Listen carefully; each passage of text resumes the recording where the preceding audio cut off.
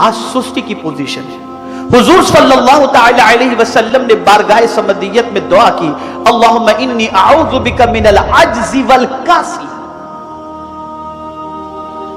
सरकार सुस्ती से पनाह मांगते थे और आज मुसलमान सुस्त ही सुस्त है। यहां मुझे एक बात याद आ रही है और ये बात सबको अपील करती है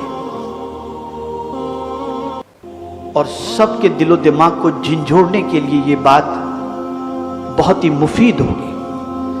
एक सवाल किसी ने किया कि आखिर मुसलमान इतना सुस्त क्यों है, चुस्त क्यों नहीं।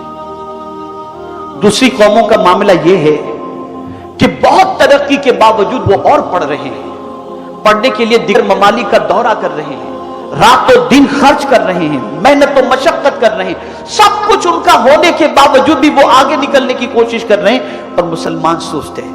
अब गौर से सुनिएगा, ये चीज आपके दिलो दिमाग में आपको महफूज रखने जैसी है।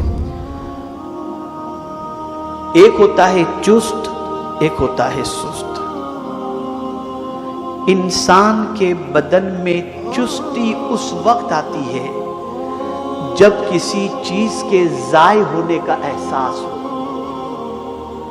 और सुस्ती उस वक्त आती है जब किसी चीज के जाय होने का एहसास न हो। मिसाल के जरिए समझाऊं, आप अमेरिका में थे, आपने 24 घंटे का सफर फ्लाइट के जरिए किया, एकदम टायर्ड, थके हुए हैं। आपने सफर में प्लान बनाया, मैं एयरपोर्ट उतरूंगा, बाहर निकलूंगा, घर जाकर सबसे पहले 8-10 घंटे सोऊंगा, ये आपका प्लान था।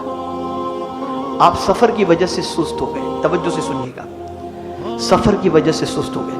आप एयरपोर्ट उतरे, बाहर निकले, आपको लेने जो लोग आए थे उनमें से किसी ने कहा आप पानी पी लो, फिर आपको एक बात करनी है। आपने पानी पी लिया, उसके बाद उन्होंने कहा माफ कीजिएगा आपका बेटा बहुत सीरियस है, हॉस्पिटल में एडमिट है। अब मैं आपसे सवाल पूछना चाहता हूं, आप घर जाकर 10 घंटे आराम करेंगे या हॉस्पिटल जाएंगे? जवाब दीजिए। आपकी सुस्ती रहेगी कि उड़ जाएगी? थकान रहेगी कि खत्म हो जाएगी? पता ये चला, बच्चे के जाय होने के एहसास ने आपको चुस्त बना दिया। सहाबा इसलिए चुस्त थे कि उम्मते मुस्लिमा की तबाही को वो देख रहे थे, इसलिए उन्हें रातों की नींद नहीं आ रही थी। आज मुसलमानों से ये एहसास मर गया कि हमारी पूरी कौम तबाह हो रही है, और जब ये एहसास मर गया तो मुसलमान सुस्त हो गया।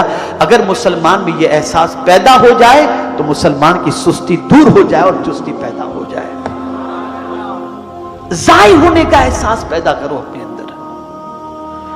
आज उम्मते मुस्लिमा जाय हो रही है,